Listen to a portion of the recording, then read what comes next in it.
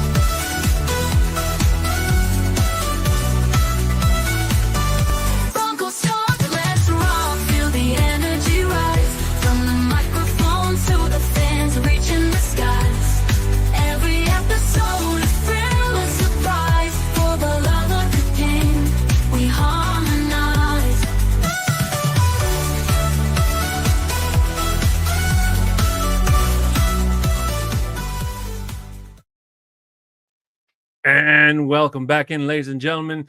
My name is Adan Diaz, and joining me, as always, on my left or right, depending on which direction of vision you're watching, is my co-host, Bronco Libre. Libre, how you doing tonight, my friend? What's happening? Let's go! The Broncos rookies have officially reported to training camp at the Valley. Something I'm super excited for. So this is the beginning of football season where we're going to have content consistently. This is the best part right now, the beginning. Let's go. Libre, who keeps pushing, who keeps cutting off my intros, man? Like, I was on such a roll, bro. How dare you interrupt me? It wasn't me. I'm going to let you know, because I don't have control buttons over here. I think it has to be Johnny Baki that's doing all that shenanigans out there. Johnny Baki, the man, he's holding me back. I mean, I was literally pouring my heart out to Broncos Country, Libre, and then just like that, cuts me off. It was gone. I know. I was so intense and right into it as well. And I was like, dang, the intro, what the heck happened? I was like, Johnny Baki did it. Johnny Baki did it. Blame Johnny Baki. So, yeah. But ladies and gentlemen, welcome in. As always, we got a couple of things we got to get out of the way before we start today's show. If this is your first time here, welcome. If not, welcome back. Ladies and gentlemen, Libre and I would like to start off by asking you first to please show your love for us here on the Orange and Blue Network, where we are televising from. I know that's not a word. I don't care. Please subscribe, share, comment, and like on this and all the shows that are here on the network. Also, we are also on MHRT Network. So please make sure you subscribe, share, comment, and like us there as well.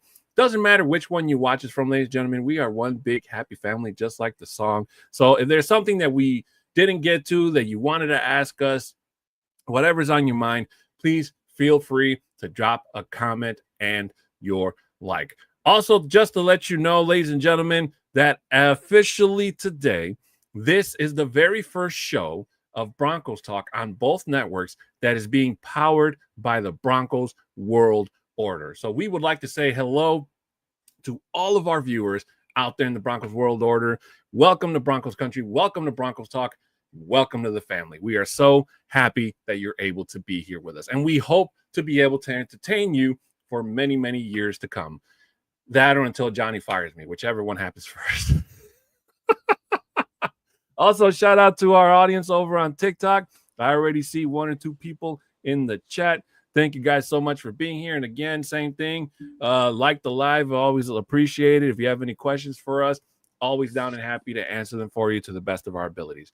To our audience listening to us in the audio fact version, please make sure you give us 5-star reviews. Always appreciated. If you like the show, you can screenshot it if you want and send it a picture to either one of our socials, and we will gladly shout you out, guys, here on the network.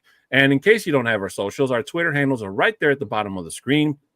Mine is at a 6'10" Mexican. Bronco Libre is at Bronco Libre 5280. Also, we would like to say, because words are hard, we would like to say thank you to our sponsor of today's show and for every single show, Dubby. Ladies and gentlemen, in case you didn't know, it is your taste buds' favorite drink. As Libre and I like to say around here, it is all the good stuff without all the bad. So basically, it was formulated to give you focus and energy with no jitters or crash. Their formula contains vitamins, amino acids, and nootropics, including the Pandid Neurofactor formula. It's basically no calories, no sugar, no maltodextrin, no fillers, and no artificial colors. And to show you guys just how awesome we are around here, or they are in Broncos country, Johnny Bach and the guys over at the Nothing Rhymes with Orange and Blue podcast, which airs every single Tuesday here on both networks, would like to give you guys 10% off when you get your order ready for checkout at checkout. So make sure you use the code NRWOB10 to get your 10% off at checkout with all your favorite Dubby products. Shout out to the guys over at the Nothing Rhymes with Orange and Blue show for the 10% hookup, and shout out to Dubby for that 10% discount. Also, ladies and gentlemen, we like to go over the show schedule with you in case you have any questions about what the season is going to look like this season. So basically, we have the Orange and Blue Blitz, which airs every single Monday through Friday at 11 a.m. with Isaiah Bronco Gentleman Henderson. He's like Johnny, but cooler. And then we also have Broncos Bros, which has been off to an amazing start every single Monday at 7 p.m. We have the Nothing Rhymes with Orange and Blue show on Tuesdays at 7. Of course, Broncos Talk, Wednesdays at 6. We have Viva Los Broncos, which is the all-Spanish show, Fridays at 6 p.m. And also, when there's any breaking news in Broncos country, the Fresh Squeeze will go on the air. Also, ladies and gentlemen, when the season does kick off, please make sure you have your notifications on, because we will be going live every single game day 1 hour before Broncos kickoff for the Get Bucked pregame show. And then, of course, regardless of what the result is, at the end, right after the game's ends, we have the Buck Your Feelings post-game show. Ladies and gentlemen, I'm working on Johnny Baki to let me at least swear 3 or 4 times, because I feel that this season, Libre, I'm going to need to. Of course, and it happens every year. And I think that's it. But Libre, go ahead. You were going to say something. Oh no, I was just saying that it's always you're always going to have to throw some type of words out there. But it's going to be part of every season. You know, we don't want to start off the season that way, but again, it's going to happen. It's going to be there. And that's why they always have that 5-second delay where we can try to do that, but you never know what could happen. Of course. And we already got some comments here, Libre. Of course, Broncos World Order already off to a fantastic start. Make sure you subscribe now to them on Facebook. Shout out to them. And we cannot wait to kick off this season with everybody in the Broncos World Order. Also, we got Shy Vargas saying, I'm getting so excited for this season. Shy, thank you so much for being here. Sir, Shy. Salute to you, my friend. We appreciate your support. So Libre and I were talking backstage before the start of the show, because that's what Libre and I do. We're like two chismosas. All we do is gossip. Gossip all the time. You know, we were talking about the weather. We were talking about what were we talking about else? Stuff. But basically, Libre was at Denver Broncos headquarters. Is that correct, Libre? Because I saw you uploaded a picture. Well, what I did was I posted what the Broncos actually posted. Oh, I thought that was yours. I'm sorry. No, that wasn't mine. I wish it was, but what's nice about what they're doing right now is that they're actually doing a whole renovation. there at the training facility right now. So if you've ever been to the training camp itself, you know that when you get there, you're sitting up on the hill, and there's a hill, and you're on that hill, and you're just sitting in grass the whole time. So this year, what they did is that they went in there and they are redoing everything there. It's just not. It's like putting together all of this experience for the fans now that we get out there going forward. So that hill now is gone.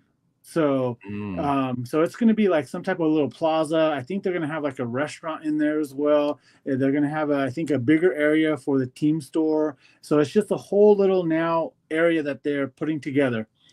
And part of the pictures that I showed and I resent out is that showing of them continuing to build that, and it's still being built out. But because the hill is now gone, and that's where typically all the fans go out there and sit to actually view the team practice and do all that. Now, what's right behind the players' families and media where they are staged at, so they put up stands that are out there. So they are inviting 800 people per practice to attend the game, to actually view the practice itself. So because of that, like a lot of people that normally would go to training camp are now missing out because they limited just to the 800. So a lot of fans like that are not able to actually go to a Bronco game. This is what they go to be part of the team, to see the team itself and whatnot. So in that aspect, like it does suck. The Broncos did also report that more tickets will be released. Just keep on the lookout. Go on Ticketmaster.com. Check to see about the tickets are free, so you don't have to worry about that. Just get on there. Continue to refresh every day. Just refresh, because I was fortunate enough to get I got 2 days because that's what they only allowed me to do. So I'm going to be going on the 25th. So whenever, if I'm not able to use, because I got all 4 tickets that were allowable for me. If I'm unable to use all 4 tickets, I can release, say, 2 of those tickets back to the population, and they will automatically pop up for anyone to grab. So that's why I always say, go on there daily, go and check it out. And if you're able to grab it, please do, because if you've never been, this is a great experience to go out there to see the team. And if you're actually a football person, if you love just the game of football itself, being able to watch the practice, you appreciate what these guys are doing during practice. And that's what I love about this game too. Is like, that's what I do, because I am a coach as well. And I also, I just love the game itself. So I articulate it a little bit differently than most people. And I was actually talking to one of my buddies about training camp, and I view training camp way different than I'm viewing, like, seeing the big plays, the catches, Bo Nix getting the pass down the field, getting the proper reads or whatever. I'm actually looking at the line. I'm looking to make sure that they have their steps in. Are they doing the proper setbacks? Or, that's what I'm doing. That's both offense and defensive line. And because our offense can't work without those guys in the trenches. So I actually just posted on TikTok some pictures of the guys on of the offense and defensive line. These guys are in the trenches. It starts with them. Like, first and foremost, it starts with them. Everything else is spectacular. Everyone wants to see that, but you know what? It starts there, but I see it differently. But yeah, going back to it, the training camp facility itself is a great opportunity to actually meet players, get autographs, be able to talk to them, especially with a lot of people that are not able to actually go to a game. This is like a perfect opportunity. But if you guys are here and you are listening, and if you will be at the practice on the 25th, come by and say hi. I'll have my mask on. I'll be Bronco Libre, be out there and about. So come by and say hi. Hi, Libre. Oh, hi. How are you doing? I was the first one. There you go. Libre, but as great as that is, we have to talk about the news that's really all over Broncos country right now. And that's the signing of Jahdae Barron. Now, you and I, we were talking about how close these signings have gotten over the last couple of years, because, to be honest with you, Libre, I don't ever remember there being so much, I don't know if drama is the right word for this, but talk about rookie signings, Maybe it did happen behind closed doors. It wasn't that popular with the public per se, but I don't ever remember it where certain rookies were holding out. We were talking about the prospect from Cleveland, who's possibly not even. There's a good chance he won't suit up as a Brown, and he'll probably end up going back to college to play for another year and then re-enter the draft in 2026. So I'm glad that the Broncos got a deal done with Jahdae Barron. Now, I'm not the best at salary cap or cap space per se because I hate numbers. Math gives me a headache. But I do think that the investment that the Broncos have made in Jahdae Barron kind of lets them know that they're all in on their pick. And I'm hoping, Libre, that by this point in the season, we can kind of put that animosity that some people have towards him to rest.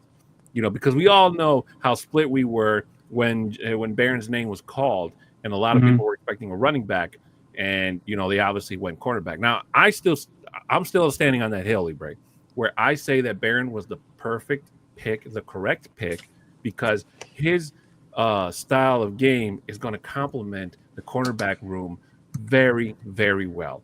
And it literally eliminates the notion that even if one of our cornerbacks does go down, that Jahdae Barron will be there to help pick up the slack, whether he's opposite of Riley, what's his name? Shoot, I was gonna say Riley, Paxton Tan, or right. So, what are your thoughts on that? I feel like because they don't have the money right, especially the guy from the Browns, like he's like one of their top picks. And he feels like if he can go back to college, because from the reports that I've been reading or seeing, is that he's been working out there back in College Station, back in Texas. So if he really feels like, and I think it's really the situation that he really didn't want to play for the Browns. It goes back to Eli Manning, not wanting to play for the San Diego Chargers at the time. And he basically said, like, if you draft me, I'm not going to show up. I'm not going to play. Back in the day, that was different. So what ended up happening is that the Giants at that time, drafted Phillip Rivers, and they just did a same-day draft pick, for one. And it's just like, and I feel like that it goes back to the John Elway era as well, when John Elway told the Baltimore Colts at that time, saying, hey, I don't want to play for you. Don't draft me. Don't do that. And they still did that. They still drafted him.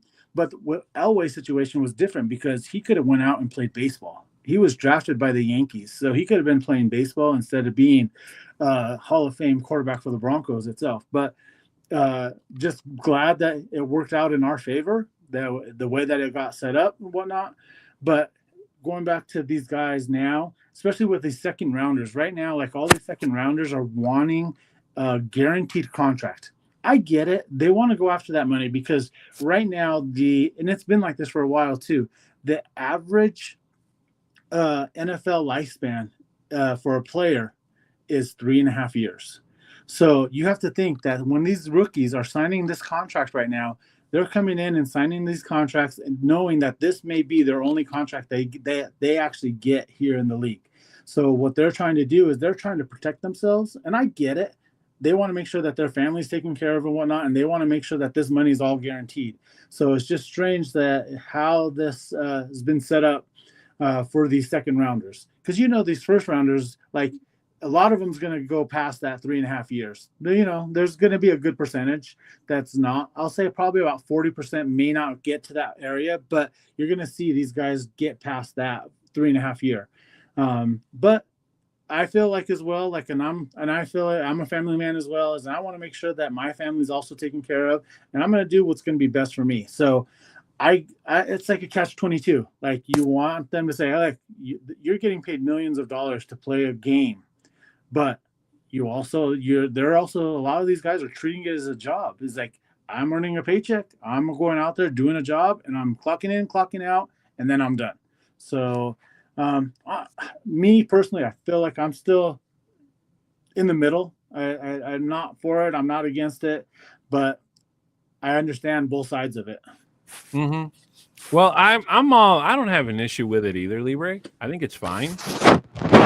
If it was any other team or any other tight cap space, then I might be a little bit worried. But knowing that we have the owners that we have and the money that they command, to them, this is like a drop in the hat. Yes, it's not their money. It's NFL cap space money and all that before you guys come and get on my case about it. That's totally fine. But at the end of the day, the Broncos, I don't think, would have given somebody that type of contract without knowing that they're going to have a top-tier talent. Okay? And I know on the other side of that coin, it's always a risk because we said the same thing about Russell Wilson. So, but Russell Wilson coming in already with time, with experience, versus Jahdae Barron coming in as a little rookie are two very different things. Okay. But again, just the type, if his tape didn't impress you, then I don't know what else to tell you to convince you, Libre. That's all I'm going to say. And he's coming into a system with Vance Joseph. And we already know that Vance Joseph's strength is more as a defensive coordinator than it is as a head coach. Let's keep it 100. Okay. Oh, yeah. So I am excited to see how it's going to look like when he finally puts on those pads and he finally gets to hit somebody, because I have a feeling that man is going to bring the boom to that secondary that, man, we sorely have missed and we haven't seen for a long time. But RJ Harvey is also a name to watch out for in training camp, Libre, because the running game is also going to be a very, very essential part for a successful season for the Broncos in 2025. So how do you think RJ Harvey is going to come into this training camp season? So right now, RJ Harvey is currently unsigned, just because of what we're talking about. Yeah. So I'm hoping that he actually is there at the facility right now as showing good faith that they are going to come to a deal. And I hope that he's there, even if he's there just to stay on the sideline without his deal yet, but to be able to be part of the team and seeing what's happening, being able to get those plays, at least getting the plays out there. Because this is the most important part for him or any rookie on the team or on any teams. This first week is very important when they report to camp, because they have all the rookies to themselves. They're there to get to learn the system, learn what each team is trying to do for them. And before the veterans get there, before work is actually being implemented, the game plans are starting to go in, like the personnels and all that. So this time right now is very important, especially for these rookies coming into the league. And if they're not there, you're just hurting yourself if you don't show up. So my hope is that RJ Harvey is there in Inglewood right now or in Centennial and getting in there and being able to see. Hopefully we're seeing this and we're talking next week that, you know what, we're just a day early on our live and he signs tomorrow before he actually goes out on practice. Just like what Jahdae Barron did today. I know that all the rookies reported to the camp today. It's just to get all the paperwork, and Barron just signed his contract today. So what I like about it, it's a 4-year contract with a fifth option, team option for the 5th year.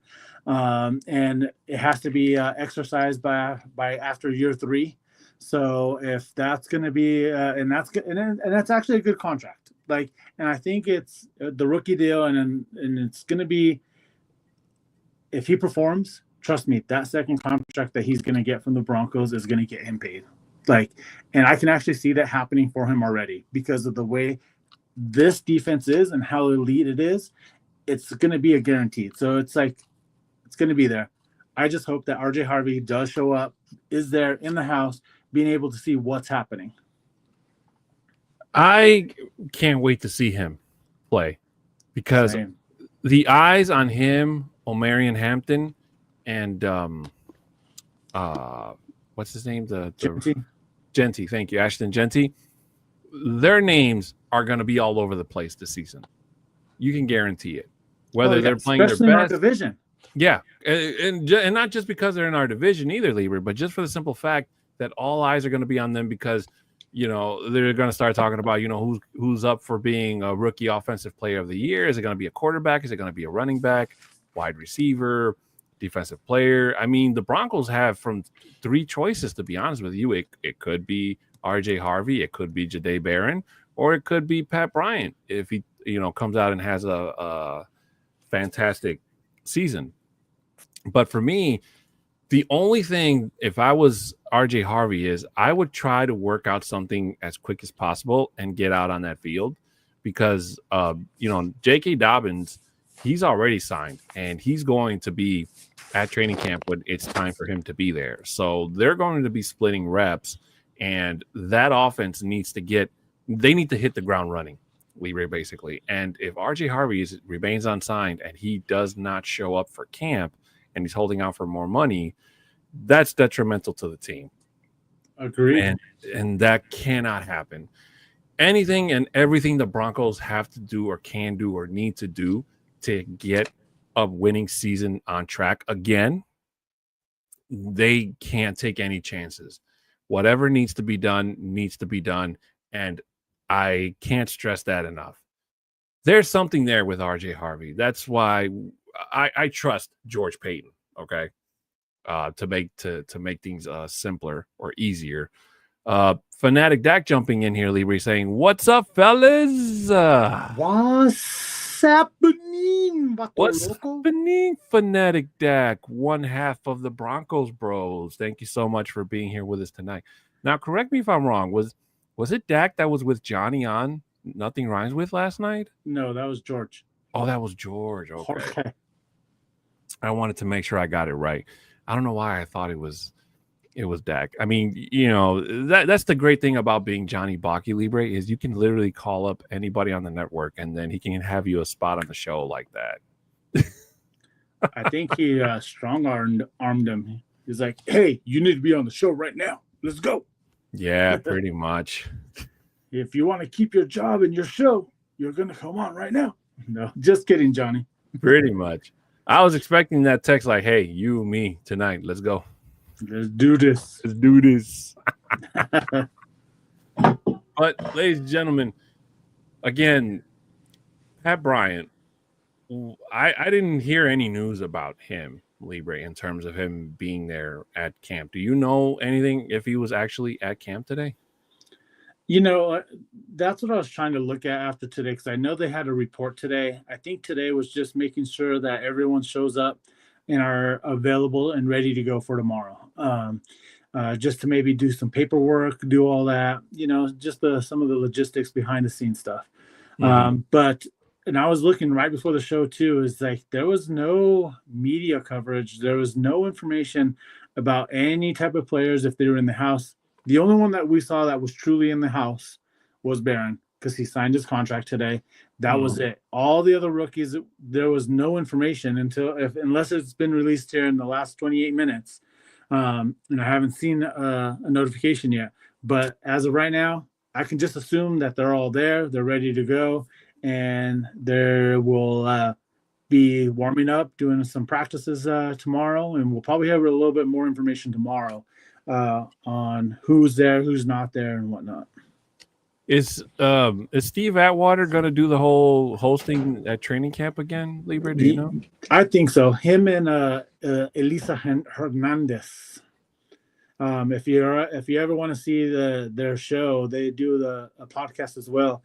That's linked on their on the DenverBroncos.com website, and they do such a great job. I love watching those guys. If you see some of my TikToks, I have some of their videos that I've posted as well on my TikTok. So definitely something to watch, especially with this upcoming training camp, because they're going to be out there. They're going to be doing a lot of stuff. I knew you were going to say that. I knew you were going to be like, me and Steve Atwater, shared a beer. So what was it? 3 years ago, me and Steve Atwater were hanging out week 1 at a bar in Seattle. I have a picture to prove it too. I bet you do. Oh, I'm telling you, I feel I'm a lot luckier than I know I am, knowing you, Libre. And I know that me and you meet, and I'm like, hey, can you introduce me to, Von Miller or something? You're going to be like, I've never met Von a day in my life. But then I'm going to say, well, if Von Miller's still a free agent, trust me, he's probably going to be at Mile High. And I'm going to say, I'll find a way. If there's a will, there's a way.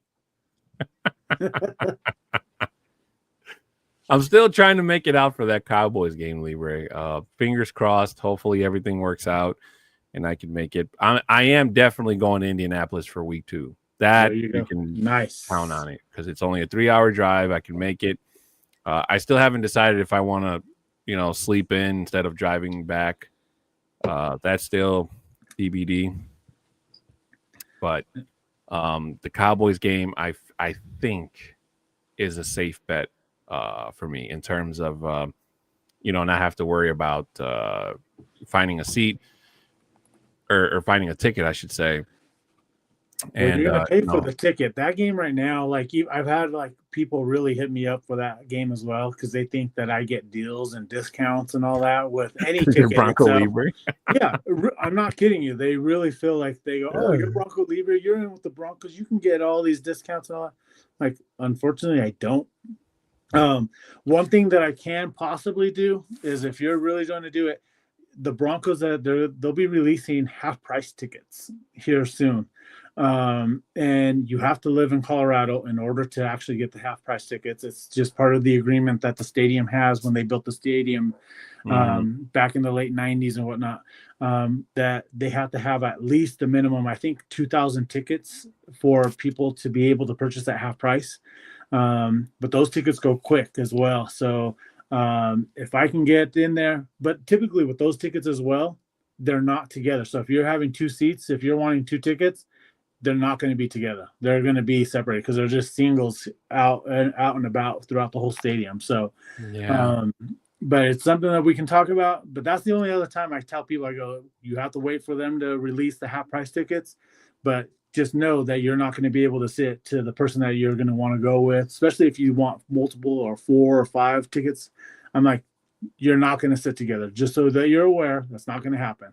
You might get lucky with the 2 of you, but not 4 or 5. That you can forget that right away. D-Rock in the house saying, Adan Libre. D-Rock, what's happening, Vato Loco? You have to be really special to get that salute from Bronco Libre, by the way. He just doesn't. D-Rock already knows.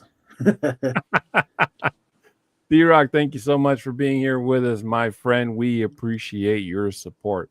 Again, for those that don't know, we are being powered by the Broncos World Order. So you can feel the excitement and the energy in the building today. And if I could scream, I would. But unfortunately, I have neighbors and people that live in this house that don't want to hear me make more noise than I'm probably making in this room. So but Libre, going back. That's when you tell the people that you live with, because I've always had that complaint when I started doing the podcast with you. They're like, man, all I hear you in the background, though, we could just hear you talking about the Broncos doing all that, especially when we're doing Viva los Broncos and all that, and we're going Viva los Broncos, and I'm just going like that way, and like man, we can hear you all the way out here. I'm like, and how was the show? Did you like it? It was okay. It was okay. All right, well then how come you didn't like it and share it then? Just go ahead. Yeah. Help us out that way, man. Exactly. Share the show. Even if you don't watch us, just share it. And I'm pretty sure there's somebody out there that likes us for what we do. Right? But going back to the topic at hand, Libre, going back to Jahdae Barron, to be more precise, I think that he may have set the precedent for other unsigned rookies in terms of saying, hey, if Jahdae Barron can get X amount of money, then I can get that type of money. But then again, you can't make that argument because Jahdae Barron was a first-round draft pick. RJ Harvey was a second-round draft pick. And you mentioned it. You have these other players who were like third in some cases or even further back. And they're trying to ask for all this type of money.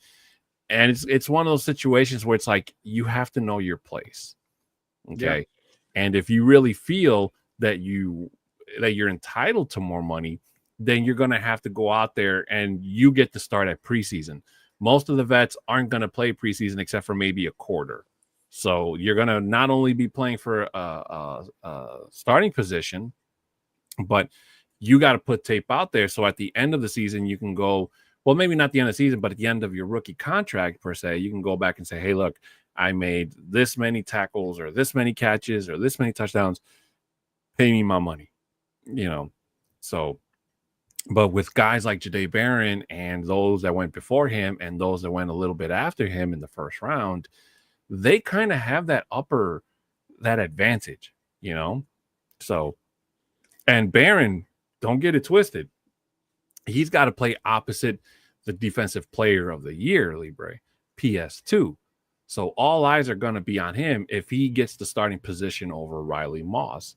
Now, that's going to be a very interesting story in training camp, Libre, is who's going to be cornerback number 2.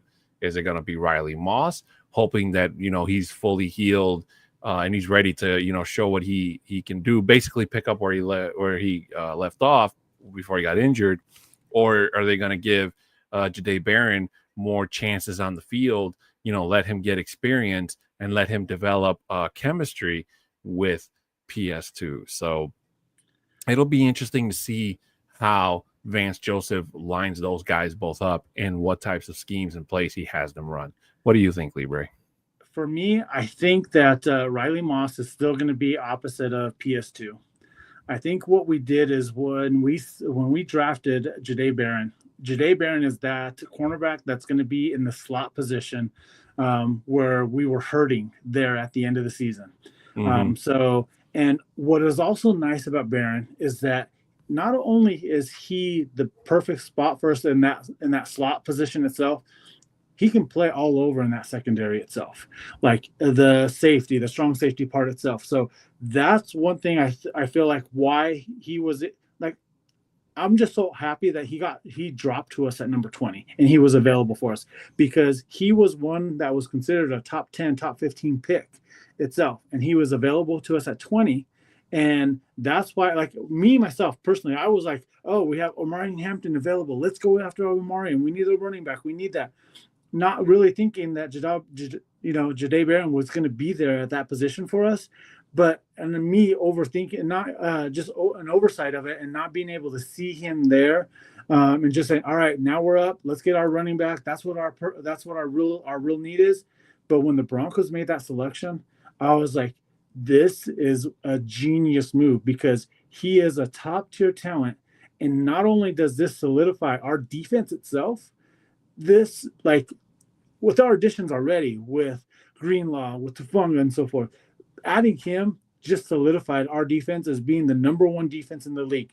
And I'll say it on paper, they still have to show up on Sundays and prove it, which I feel that with this unit and the way that Sean Payton sets it up, this is going to be the best unit in the whole league and nobody's going to be able to score on us and it's going to be tough. But like going back to Barron himself, I feel like he'll be that slot corner position itself with help going into the nickel position, whatever. He's going to be able to be versatile for us and let Riley Moss be on the outside and PS2 on the other side. So I'm excited for this. But again, if Barron just goes out there and just kills it and it just has a spectacular camp, how could you not deny him being that number 2? And Riley Moss is like, you better step it up in that slot position itself.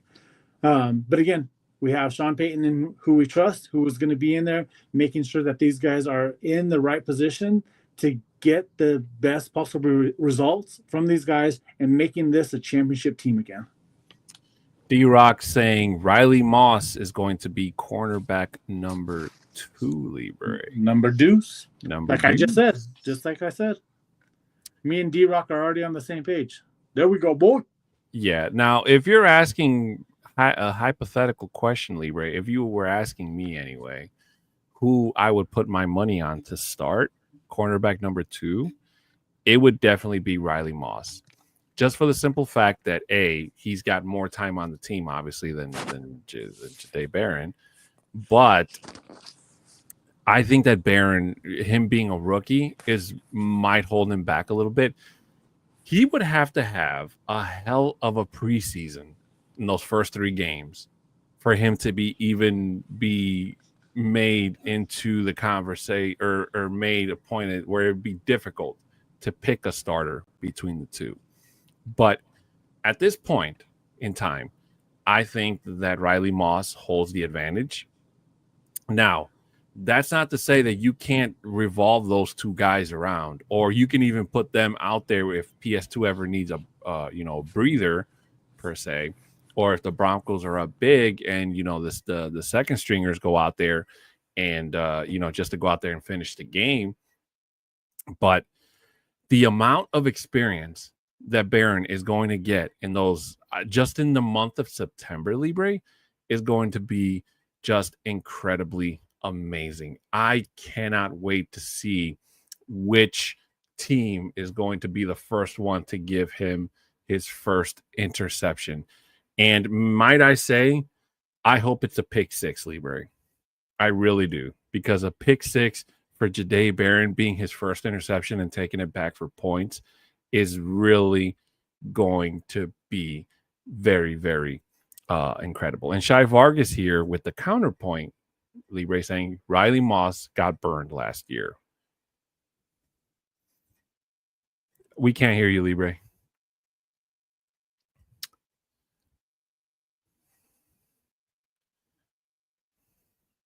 Sorry, ladies and gentlemen. AV issues are part of any show. How about now? Yeah, go ahead. Now we hear you. Okay, perfect. That's so weird. All right, so Shai, I agree with you 100%, but you have to remember that when he got burnt, it was late in the season when he was coming back. You have to also think of it this way. When he did come back, you have that football rust. It's like you're not in football shape at that point, even though it's late in the season and you should already be in shape and all that, but he was coming off of injury. And guess what? He was coming back against the Bengals. You have Jamar Chase. You have T. Higgins. So that's part of it as well. Like, those guys are phenomenal wide receivers, and that's part of what happened. But now that he's had this time during the offseason to recover, to be able to come through now is going to be something different. Yes, he's a veteran right now. But again, if Jahdae comes in here and he just is playing lights out, he can take over the number 2 spot. But I do feel that with Riley Moss, he's a professional. He's going to come out here. He's going to play. I feel like he's going to be better than what he is, because you have to with this defense right now. If you're not, there's the door. They're going to ship you out real quick or demote you. You're going to be a backup or whatever. But this is what I love about this defense is now we have true depth with this team. And if we can plug and play, that's what's going to end up happening with this team itself. But I don't feel like this year that Riley Moss is going to get burnt like he did last year coming off of injury. Shai, you make a very good counterpoint, and you're right. You're stating a fact. Riley Moss did get burned last year, but it was against Joe Burrow and T. Higgins. And even if he wasn't covering T. Higgins, Jamar Chase, I think, would have been worse. Unfortunately, it wasn't the best. It was really hard for Riley Moss to come back against that team. I think if Riley Moss would have came back the game before and kind of got his feet wet again, maybe he would have been a little bit more prepared for the Bengals. Okay. And again, taking nothing away from T. Higgins, but he went out there to do what he's being paid to do. And as much as Broncos Country might not want to hear it, that game alone solidified his stance on telling the Bengals, hey, pay me or trade me, or I'm going to go somewhere else. So Riley Moss is going to get his chance at redemption, okay, because the Bengals are coming to Denver this year, and they're coming early. So it's not going to be like before. And you better believe that every single Bengals fan is going to come back in with the narrative of, hey, it should have been us that should have been in the playoffs. You know, the Broncos were bounced out in the first round. The Bengals could have taken on, or challenged the Buffalo Bills a whole lot better. No, you weren't. You may have been able to match them toe-to-toe offensively, but it would have only taken one play because the Bengals defense last year was not very good. This year, they're even worse. So the Bengals offense has to literally put up like 50, 60 points every damn game, damn near, in order for them to have a chance to win. Because the way the Bengals defense is, it's bad enough where it could get the head coach in some hot water in terms of like, hey, you need to shape up or ship out type of thing. You know when that's going to happen? Week 4, Monday night. No, that's not going to happen. Mile High Stadium. It's not going to happen that early. We're going to embarrass them. No, I'm with you on that. The Bengals are definitely going to embarrass them, but I don't think it's going to be like, hey, it's only the 4th week of football. I don't think it's that's the beginning of the end for him. That's what I'm going to say. That's probably going to be the beginning of it, where hopefully the Broncos D is going to be able to go in there and show their flaws that they currently have. Well, I can see that. I can agree to that. Just for the simple fact that for the last 3 or 4 years since Joe Burrow came to Cincinnati, the Bengals have started like 0-3, 0-4 last year. So it's almost like tradition at this point, Libre. And when I tell you again, and you guys have heard me say it on this program once or twice before, and I'll say it again, the Broncos have that date on their calendar circled. And I can guarantee you that this time will not be like the last time where it was a shootout and it was a nail biter and it went into overtime. No, that's not going to happen this time around. The Broncos defense is going to be more prepared. They're playing at home, and you guys know that when the Broncos play at home, they play a whole lot harder. They play a whole lot tougher. And it's because they're playing for me. Yeah. Because I'm in the stands. for Bronco Libre with a pretzel in one hand and nachos in the other, Oh no, cerveza, Modelo time. Come on, Modelo. Sponsor Libre. Sponsor the network. Let's go. No, I need you, Libre, to tell them to make the Modelos $5. Add it to the $5 menu that they already have. You know what? That would be the best-selling product. That's the thing is like, when you're at any event, because I was just recently at the Metallica concert here a couple of weeks ago, and like you see like almost every other person drinking the Modelo there, and I was going to go back and get a second one, but because people were drinking so much of it, the beer was warm, and I was like, man, I can't do this. Like I can't. So I had to end up going with the Coors Banquet. Another comment here for us, Libre, saying, I'm just happy that the vets aren't holding out for a contract and causing distractions. I agree with you 100% on that, D-Rock. But you have to also feel like this is what's going to be happening with this team. Look at what happened during the offseason. The Denver Broncos is a team that players want to come over and play for. So when you have that and you have players that are taking less money, where they could have re-signed with their current teams, or if they could have gone somewhere else for a lot more money, you can already tell that when you have players that are doing that, that team is special already. They want to go out there and play for that team, and this is a team that that is on the brink of getting into that Super Bowl and their championship caliber team itself. And you just see that already, like with the Broncos where they're at, and players see that, they recognize that, and they want to they chase the ring. That's what they're going for. They're chasing that championship ring so that they can say, yes, I'm a champion. And the Bronco organization is now that team again. And you already see that here. People taking less money to come here and play because they want to say, I want to be part of that. I see that team is special. And that makes the excitement. The team, like just seeing the fans around, especially I was just outside today during lunch today in downtown Denver. And the people that are already wearing Broncos jerseys, gear, hats, like is so much more right now. Just seeing the anticipation for this upcoming season, for the last, up until last year, you didn't see that because people were like, oh, okay, the Broncos, here we go again. It's just that's how it was. But just seeing that within the city itself, the fans are also backing it up and so forth. That's already the excitement as well. So I'm super excited to see this, that the vets are also looking at it as well. It's like, hey, I'm not going to be fighting for more money. Let's take a team discount and let's get in there and let's go out there and win that championship. You mean to tell me I'm not the only person walking around in Broncos gear, Libre? Is that what you're Oh telling no, me? like, you know what's funny? It's like my whole wardrobe is orange and blue. Like you can't see me without any of those colors at any given time. People like even say, "Do you even own anything else besides orange and blue?" I go, "Nope, that's all that I have." So yeah, it's you're not the only one. Maybe in Chicago, you're probably I the only one wearing wish Bronco stuff. I wish I could pick out my uniform. The only Broncos thing I'm allowed to wear is this bracelet that I've had for years and my little pin here that I put on my work shirt every single day. I have two, but this is the lighter one. The other one's kind of heavy. So I have this that's around my neck.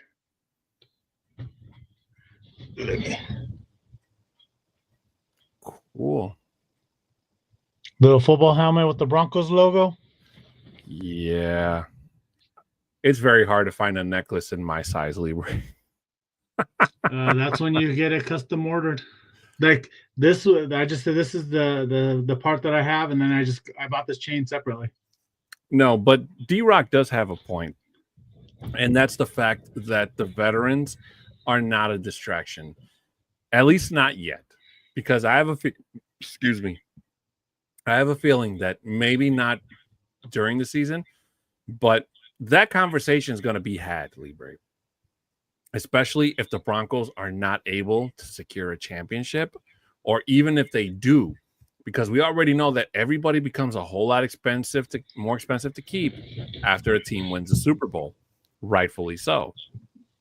However, when you look at the changes that the Broncos have implemented over the last 2-3 years, with new ownership, no more having to worry about, the Bolins slowly losing control over the team after Pat, unfortunately, his health deteriorated and, he passed away.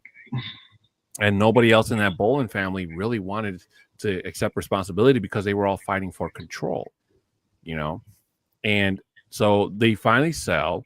The Waltons and, Condoleezza Rice and Lewis Hamilton and whoever else, I don't remember, they all put their pennies together and buy the team. They go out and get Sean Payton. You can make the argument that their first biggest mistake was giving Russell Wilson a big ass contract without seeing what he can do on the field in 2022. Totally understandable. But that was before the owners took over. That was the previous group. That was Elway, Joe Ellis, and all that. So I know, but me personally, I think that they had to have given George Payton a blank check to say, hey, make Russell Wilson happy here. Give him an extension.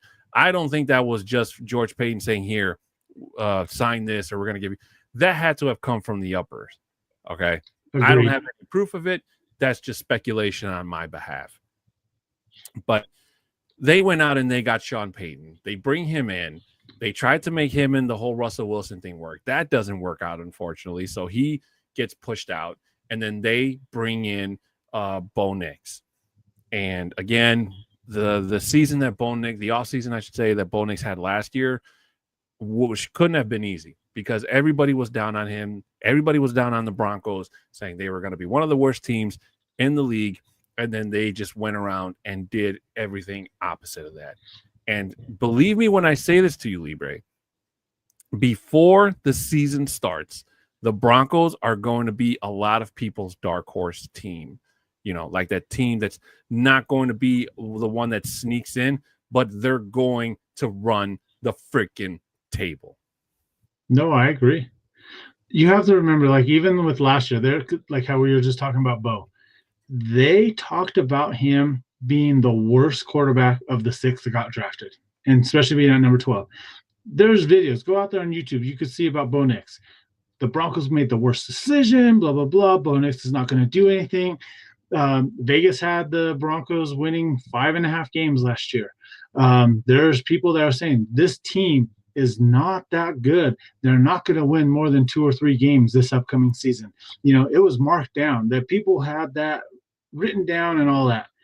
But what I loved what the Broncos were able to do, and this has come especially from Sean Payton, that he was able to go in there and get this team to win more than 10 games last year.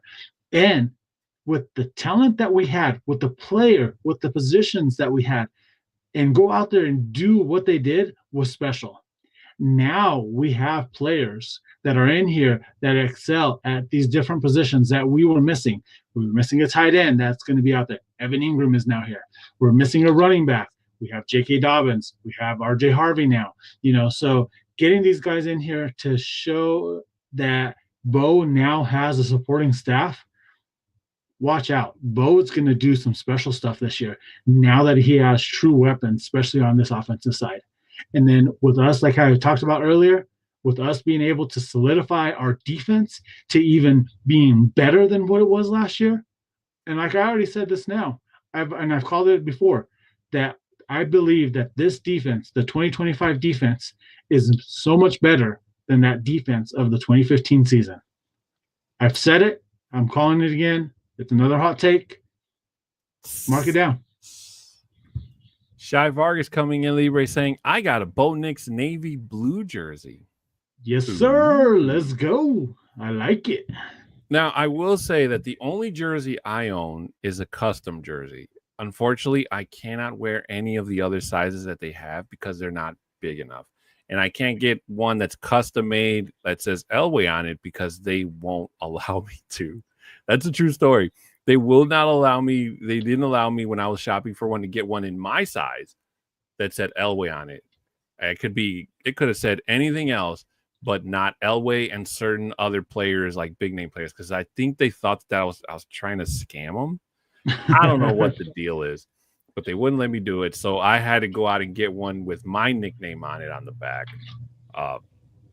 But I do have a Russell Wilson jersey that Mario Vitanzi gave me when I won a raffle on his podcast, and I have it. It's put away.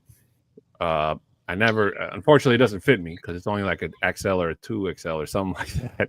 So I could never wear it. But I'm gonna hang it up in my room, put it on a frame or something, because as much as people want to give Russell Wilson crap for what he did and what he didn't do and all that stuff, which is totally fair, he did play for the Broncos. Okay, so did Joe Flacco, so did Trevor Siemian, so did Paxton Lynch, so did Peyton Manning, all those guys. All right, and then Libre will tell you, I'm pretty sure he, out of all people that goes to more home games than maybe anybody on this channel, he's seen all of those names on the back of jerseys. And yes, I have. And I'll go like forever. Like I'll buy jerseys here and there, but I'm not a true like jersey person. Not like I was before.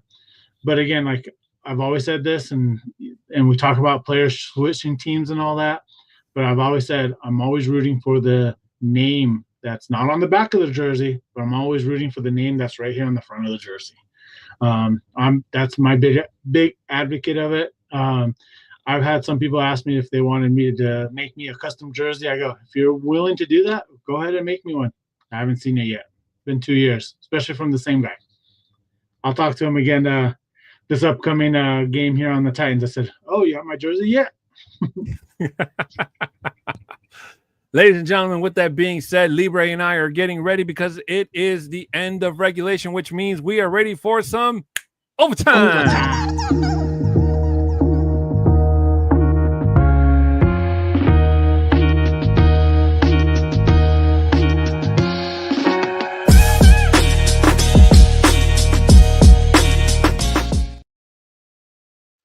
To now, training camp itself. For those of you that are new to this segment, this is just basically where Libre and I let our hair down figuratively. We're going to talk about whatever's on our mind, whatever's going on. It's more than likely not going to be Broncos related, so we hope you enjoy and can stick around and share your ideas or thoughts. If there's a way we can find to bring it back to Broncos content, we will, but it's not guaranteed. So first of all, I'd just like to say thanks to everybody, all our listeners out there that have messaged me and said that they actually enjoy this part of the show. And the thing that I really like about this is I listen to a lot of podcasts, like all the big ones, and I'm pretty sure Libre listens to them too when he's out jogging, like me. Why you make me laugh? You know, and they're all unique in their own way, and that's great, especially like the more popular ones. But what they don't have is they don't have this. They don't have a moment where we can kind of sit back and talk about what's going on in the world, what we feel about a certain something. And that to me makes things more unique. And that's what I love about this show. Now, I will admit I have been lacking on the Ask a Fan segment, but I'm really trying to get other people to come on this show. I know my friend Eric was great. We loved him having him here, but there's only so many questions I can ask a Bears fan, Right. So, I promise you guys, we're trying. We may put it on the back burner and when the season kicks off, and then revisit the topic next off season. Or you know what we could try to do is if we can try to get a fan from the team that we're playing. Yeah, that was going to be my next my next thing. But I'm already trying to reach out to other non-playing fans. So and I've gotten a bunch of no's and certain people that they're fans of their team, but they don't want to come on the show because they're shy or whatever. So they have their reasons and it's understandable. But I just wanted to give you guys that little update and let you guys know that I really appreciate this segment with Libre, because usually after we log off, I try not to keep Libre on too long because that man's got to go eat. I already ate, so I'm good. I know yo quiero tacos. Yeah, but I'm pretty sure that steak is still in Libre's oven, and that smell gets to him eventually. Just a little bit. Ya tengo hambre. I'm hungry. Un poquito. Un poquito. Just a little bit. Just a little. Poquito. Despacito. I have to stop because we'll get cut off. What is it, demonetized? Demonetized, yeah. I don't know if demonetized is the right word, because technically we don't make money off of this show. That's true. Not yet. But if you guys keep on sharing it, please keep on sharing it, because we eventually do want to get paid for this so that we can give you more and more stuff here with the Orange and Blue Network. Well, one of the stories I wanted to share with you guys is from a passenger I had last Friday, an Uber passenger.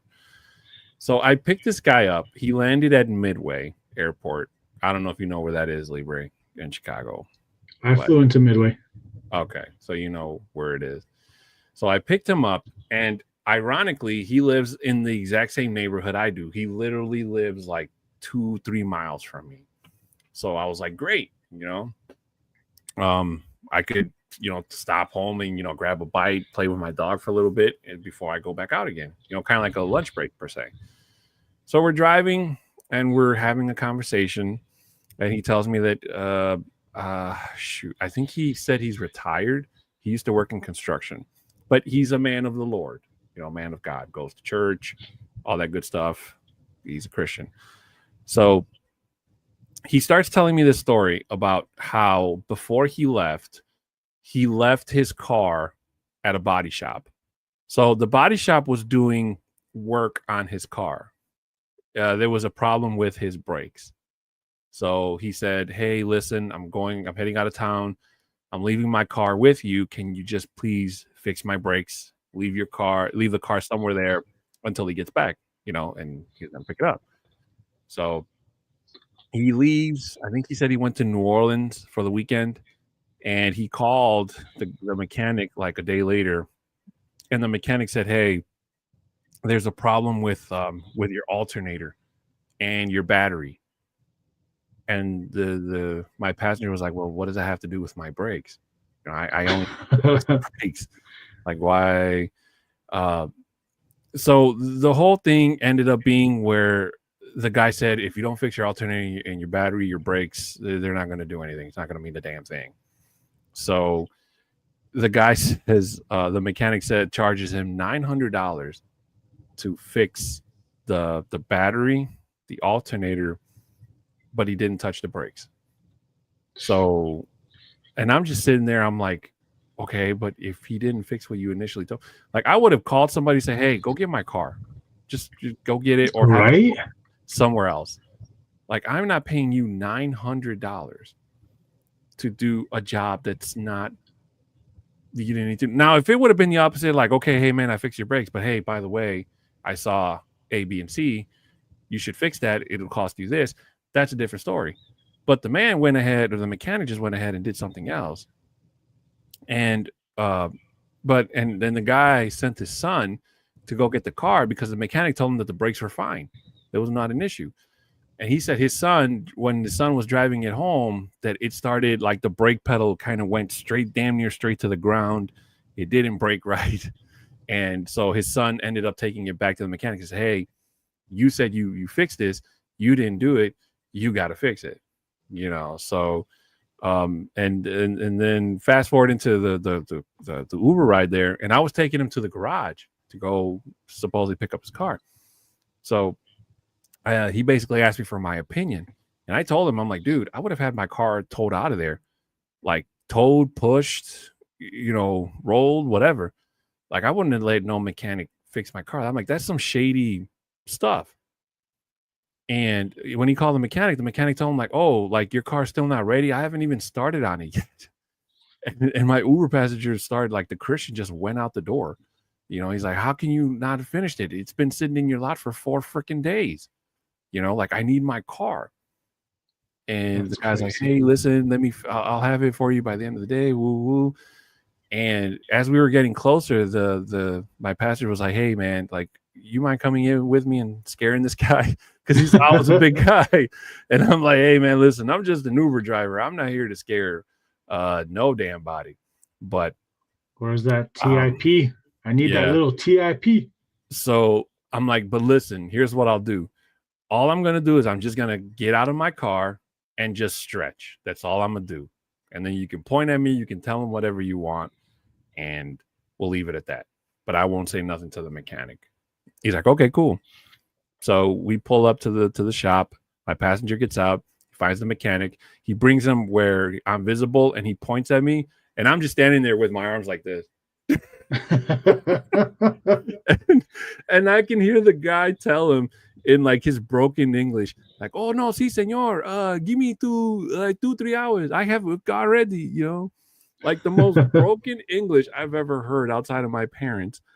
And it was just funny, you know. And then my passenger was like, hey man, listen, I don't know how to add a trip so you can take me home, because obviously my car's not ready, won't be ready. So I'm like, listen, I turned off the app, and I'm like, just give me what you can and I'll take you home. And he did. He tipped me like $15-20. So I was like, man, that's nuts. That's nuts. Well, for me, like mechanics are shady ass people, no matter what you deal with. Like if you don't have somebody that you can trust as a mechanic, and if you just go to some random person to try to check out your car, they're going to upsell you with everything, which sounds like what happened to this guy. You know, it sucks that it's La Raza that's doing it, but again, it's like, it's everywhere. It doesn't matter if it's Raza or not. It's going to happen anywhere, no matter who they are. They're going to try to take advantage of anybody that they can, and saying like, oh yeah, your alternator's bad, this and that, and never fix the original problem you took the car in, just like in this case, which is, it's sad to see that people are doing that just to try to get that extra buck or two for their own selves. But again, if there's going to be a point where karma's always going to come back to those people. I always think of that as well, talking about how him being a Christian and doing all that. Karma always comes back to find that person. So yeah, they might have taken advantage of you at that time, but guess what? It's going to happen to them later on.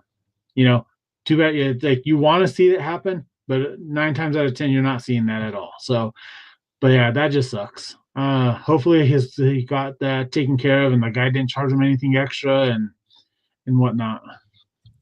I mean, the funny thing is, Libre, I pass that garage every single day I drive to work. So that's crazy. I just never bothered to actually pull in. That was my first time ever pulling in there in like 12, 13 years. I've been driving down that road. But I'll share another story with you. When I went to Texas for the first time in 2014. I have a really old ass Ford Expedition. Johnny probably seen it when he came to visit me last year. But I've had that truck since 2008. I bought it during the recession because it was cheap. And I'd never driven it. I've never driven any of my cars farther than, work or maybe Wisconsin would probably be the longest trip. So I had a mechanic take a look at it before we left, to make sure everything was good. And he told me, he's like, everything's good. Your oil's good, fluids are good, tires, all that stuff. He's like, but I have to tell you, you have to be careful with used cars and then how you drive them, because some of the, even though everything looks good, like if they're not used to that type of wear and tear for that continuous, like, stuff can happen. He says he sees it a lot with used cars, like the rented cars you get from like Enterprise and stuff. So I was like, hey, listen, man, like, I think we should be good. We'll be fine. No problem. And so we start driving, Libre. And I don't know if you've ever been to Texas, but when we got past Oklahoma into Texas, like the heat, Jesus Christ, I had never felt heat like that in my life. It's not like what we have here in Chicago. It's not humidity. It's just effing hot. So, well, you have to remember in Texas as well, though, it is part of it is the hotness of it, just because of it's just like a lot of parts is just desert as well. mm-hmm. But that humidity there as well, the combination of both of those are terrible, especially down if you're in Houston. Yeah, so like we had the windows up, we have like, man, we got AC, we'll be fine. We hit some traffic on the freeway. And then all of a sudden it's like my car heard me, and it's like the compressor just went out. And we're just like, what the hell was that? And then the cold air obviously stopped coming through, and we're sitting there, and it's like, and I'm just like smacking the damn vent, and I'm like, oh man, the compressor went out. We don't have any air, so and then I thought back about what the mechanic told me. It takes like 16 and a half hours from Chicago to Fort Worth, Texas, because that's where my aunt lives. So it's 16 and a half hours. And we drove that damn near continuously. We did make stops, obviously, to stretch and buy stuff and use the bathroom and all that. But so it was like crazy. And then we get to my uncle's house. And I told my uncle, I said, hey, listen, I don't know if you know anybody here, but, my compressor went out.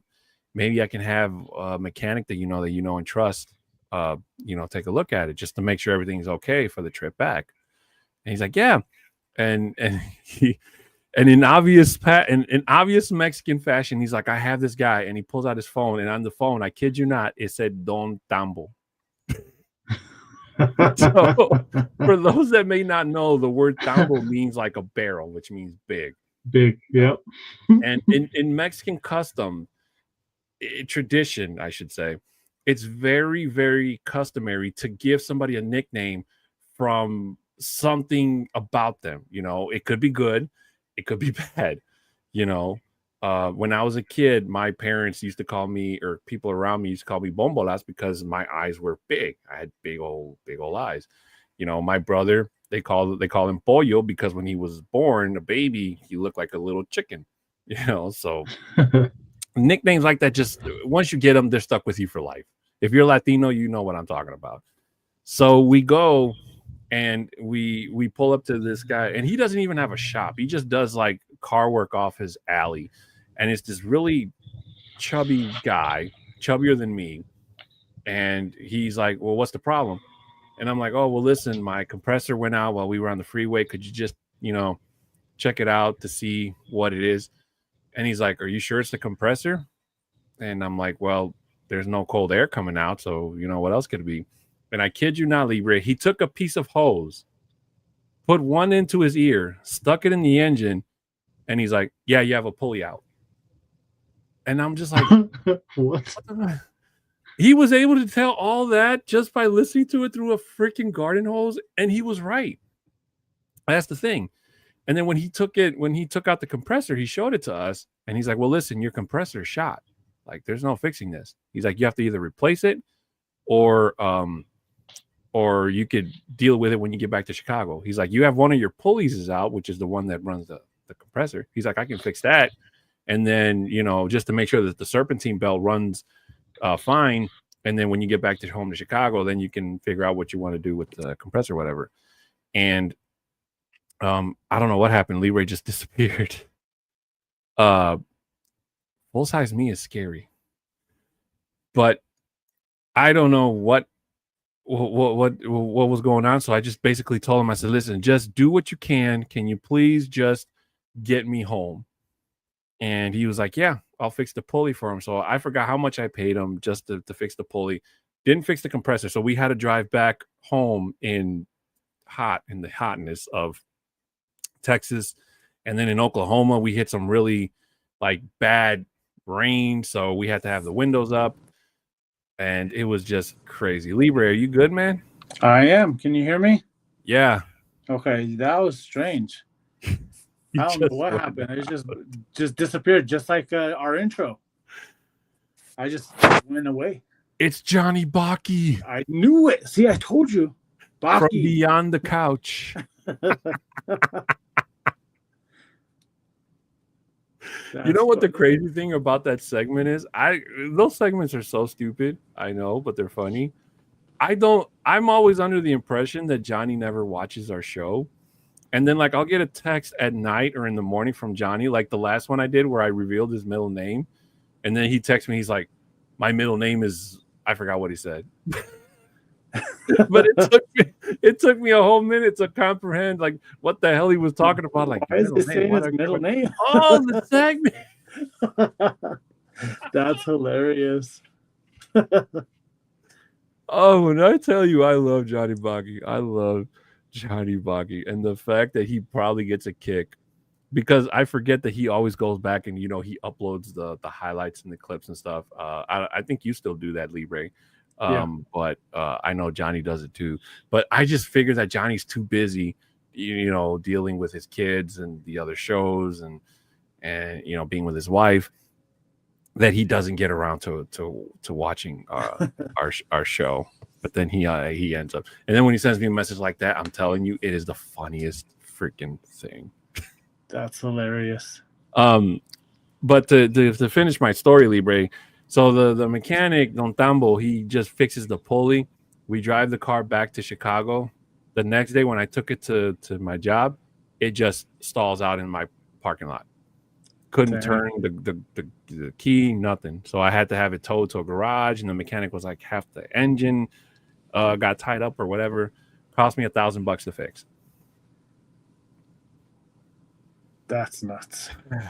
So a good thing that it was just 1,000, because engine work can be thousands and thousands of dollars. So I think with it just being $1,000, that got lucky, and you happen to find an honest mechanic as well. So that's just right there in general, being able to be identified, especially there in Texas, and all right, this is going to be an issue.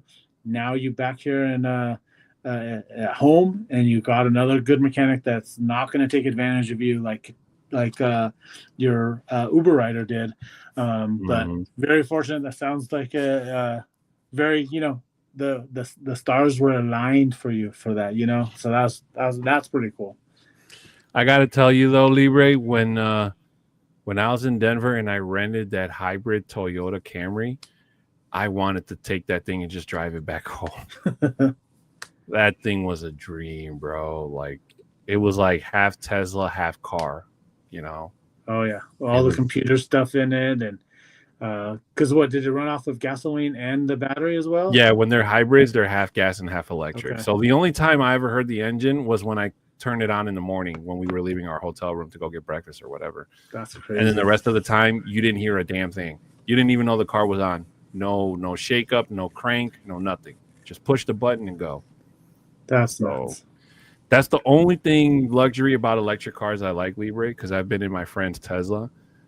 But I don't know, man. For me to just sit here and tell you, hey, I'm going to go drop what's a Tesla cost? Like $60,000-$70,000? Yeah, and again, even when Teslas first came out, I didn't like them. I still don't like them. And then all the stuff with Elon and all that, it's like, oh yeah, I'm not going to support him. I'm not going to give him any of my money at all. And then where I was actually doing a thing as well, it's like if I wanted to take a trip down to like New Mexico or do like a little road trip, and like I know that they have it where you have to stop and then you have to charge them up for an hour or so just so that you can get to your next destination. So if I wanted to take, say, an 8-hour or 6-hour drive down to New Mexico or something, it's going to take me anywhere from 8 to 10 hours because you have to make all these different stops and charge up the car. So that's part of why I don't like Teslas, is because of that. And I've seen YouTube videos as well, like these guys that are out doing road trips as well and trying to get out there to the middle of nowhere, and then they have to at least drive an additional like 3 hours just to get to a charging point. But even at that point, they don't know if their car is going to stay charged up until that point. So that's part of why I don't want an electric car, is because of that. Because it's not something that is not saving you money. It's costing you time, and again, time is money. The way, like, I want to make sure that I'm going to be able to enjoy myself. If I'm going to go on vacation, I want to get to the spot where I want to go right as soon as I can, so I can enjoy while I'm there, not lose all this extra time. And that's part why I will not get an electric car. I mean, the only reason I wouldn't get one, Libre, is because when Chicago gets cold and we get colder than you guys, there's parking lots of dead Tesla batteries that have to sit there until a body shop can get them in, because not every single body shop in Chicago has that special machine to fully charge a dead Tesla battery, so that's the only thing keeping me. We don't have a garage here. So we don't even have a driveway in my house, unfortunately, because our backyard is connected with our neighbors from the block over, Gotcha. So it's like your yards are connected one block, then the next yard has an alley, then the next one doesn't, and it does. I don't know why the hell they planned it like that. That's just how it is. Chicago. So I don't have anywhere warm in the wintertime to keep that from happening. So hybrid, I'll do a hybrid, because a hybrid, even if the electric side is struggling, the gas side will, take over. And if I knew that Ford Escape had a hybrid version before I bought that one, I would have gotten the hybrid. Escape. Oh my God. But ladies and gentlemen, that's going to do it for our overtime segment today. When I say we, I mean Libre and Johnny Baki, who's probably behind the scenes somewhere where we can't see him, screwing around with our settings. Would like to thank all the people that were here live with us today. Shai Vargas, D-Rock, Fanatic Dak, of course. All our friends watching us on the Broncos World Order. Thank you guys so much for being here. We hope you enjoyed the content and that you will continue to support and watch us every single Wednesday in English and Friday in Spanish. Also, we would like to thank our TikTok audience, if there's anybody still here. No, I still have somebody as well. So Lancelot Broncos, Sandy. Yeah. I had another person. Where are they at? Let's see. I have people that were in my chat too, Libre, but they're waiting for the next live to start, because I started streaming Animal Crossing. I did see that. So they want the comfort. Believe it or not, I've been told that supposedly I have an ASMR voice. I don't hear it, but it's comforting. So why not? It's because you're talking like this. We're just getting on the boat. We're going to go over here now. I can't wait. Broncos Talk After Dark. We might have to do that. I think that's a conversation to be had with Johnny Baki. We can just go ahead and do it without him. So Broncos Talk. We know we got this. PS2 is going to be. Oh man, Johnny's gonna fire us, bro. That's hilarious, though. But ladies and gentlemen, we would like to ask you for your support for us here on the Orange and Blue Network when we're not acting all goofy. Please subscribe, share, comment, and like on this and all the shows here on the Orange and Blue Network. Also to our sister station, MHRT Network, which is we're being simulcast on. Please subscribe, share, comment, and like on this and all of their shows as well. Audio listeners, please make sure you give us a 5-star reviews. Are appreciated. If you want to take a screenshot, you can send it to Libre and us, and we will share your shots live here on the air. Our Twitter handles are right there at the bottom. Mine is at a 6'10" Mexican. Bronco Libre is at Bronco Libre 5280. Shout out to Dubby for being a continued sponsor of this and all the shows here on the Orange and Blue Network. If you use the code NRWOB10, you'll get 10% off on your next purchase at checkout. Again, that code is NRWOB10 for your 10% off at checkout. Shout out to Dubby and the crew over at Nothing Rhymes With for the hookup. Ladies and gentlemen, please make sure you hit that live notification button so you never miss a single episode or show whenever we go live. We will be back on Friday for Viva los Broncos. Again, ladies and gentlemen, that is an all Spanish podcast. So please be aware if you see Libre and I talking in a different language and we sound like aliens to those that don't speak English. Well, that's because the SAP button is stuck, and try to figure that out in the settings. Just saying. Pretty much. And once again, we want to give one final shout out to Broncos World Order. Thank you guys so much for being here. And we cannot wait to continue to provide you guys with all the funny stuff that you see us do and all the important stuff that you hear us do about our favorite team, the Denver Broncos. So, ladies and gentlemen, with that being said, thank you guys for joining us. We will be back in next Wednesday at the same bad time, same bad channel for my older crowd out there that knows about that. So, with that being said, he's Bronco Libre. I've been Adan Diaz, and this has been Broncos Talk on the Orange and Blue and MHRT Network. So, with that, we say good night, everybody. And as always, go Broncos! I said it better than Libre. That's okay. I'm cooler than Libre. Let's go Broncos.